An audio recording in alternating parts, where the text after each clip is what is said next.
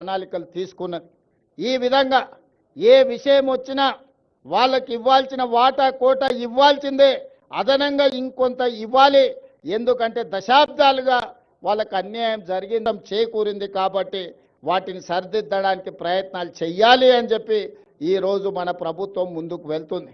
అందుకే ఈనాడు సన్న బియ్యం ఇచ్చిన, రేషన్ కార్డులు ఇచ్చిన, రైతు రుణమాఫీ చేసిన, రైతు భరోసా పథకాన్ని అమలు చేసిన, ఇందిరమ్మ ఇండ్లు ఇచ్చిన, ఈరోజు దేవాలయాల అభివృద్ధి కార్యక్రమాలను చేపట్టిన, ఆదివాసీలను గిరిజనులను దృష్టిలో పెట్టుకొని వాళ్ళకి ఏ విధంగా మేలు జరుగుతుందో దాని ప్రకారం ప్రణాళికలు సిద్ధం చేసుకొని ఈనాడు మన ప్రభుత్వం ముందుకు వెళ్తుంది. గతంలో లేనంత గొప్పగా ఈనాడు దళితులకు గిరిజనులకు మన మంత్రివర్గంలో కానీ మన ప్రభుత్వంలో కానీ ఎంతో ప్రాధాన్యత ఇవ్వడం జరిగింది. పరిపాలనలో భాగస్వాములు చేసుకుంటూ ప్రణాళికబద్ధంగా వాళ్ళ అభివృద్ధి కోసం నిర్ణయాలు తీసుకుంటూ ముందుకు వెళ్తున్నాం. ఇవాళ మిత్రులారా, ఈ కార్యక్రమం ఈరోజు సమ్మక్క సారలమ్మ గద్దెల మరియు ప్రాంగణ అభివృద్ధి పునర్నిర్మాణ కార్యక్రమము జీవితంలో వచ్చిన గొప్ప అవకాశం. ప్రతి మనిషి జన్మిస్తుంటాడు, మరణిస్తుంటాడు, కానీ కొద్ది మందికే అరుదైన అవకాశాలు వస్తుంటాయి. ఈనాడు నాకు మా సీతక్కకు ఒక అరుదైన అవకాశం సమ్మక్క సారలమ్మ గద్దెలు మరియు ప్రాంగణ పునర్నిర్మాణం ఈ జన్మలో దక్కిన గొప్ప గౌరవం. సీతక్క చెప్పినట్టుగా తన జన్మ ధన్యమైంది. ఒక్కసారి గుట్టల మీద నుంచి అమ్మను గద్దెల మీద కూర్చోబెట్టే అవకాశం వస్తే నాకు ఈ జన్మకు చాలు అనుకుంది. కానీ గతంలో ఇతరుల దగ్గరికి వెళ్ళి రిప్రజెంటేషన్స్ ఇచ్చి మాకు నిధులు ఇవ్వండి అని అడిగే పరిస్థితి ఉండే.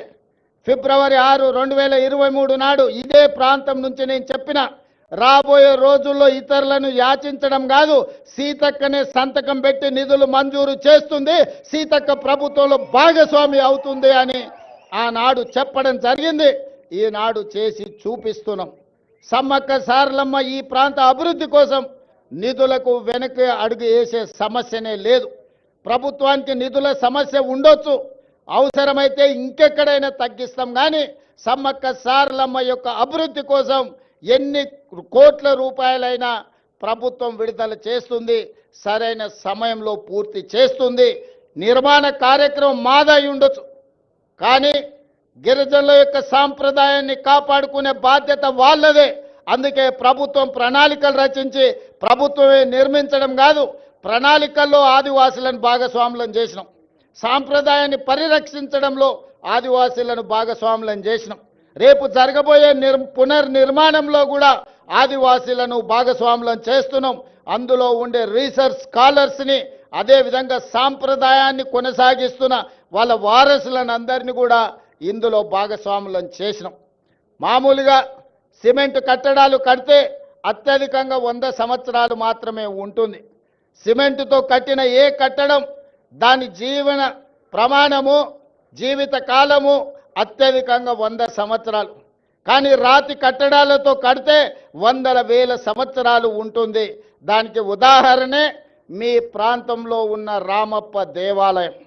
రుద్రదేవుడు ఆనాడు కట్టిన దేవాలయం 800 సంవత్సరాలైనా యునెస్కో లిస్టులో ఈరోజు చేరింది అంటే రాతి కట్టడాలతోని, గొప్ప నగిశీలతోని రామప్ప మందిరం కట్టిండు రుద్రదేవుడు. కాబట్టి ఇయాలటికి అది చరిత్రలో నిటారుగా నిలబడ్డది.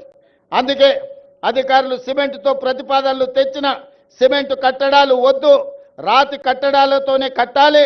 రాబోయే 100 సంవత్సరాలకు సమ్మక్క సారలమ్మ మందిరం, గద్దెలు, ప్రాంగణం ఆదర్శంగా ఉండాలి, ఈ ప్రాంతంలో అభివృద్ధి జరగాలి అని ఈరోజు ప్రతి కట్టడం రాతి కట్టడాలతోనే కట్టాలని ఈరోజు నిర్ణయం తీసుకున్నాం.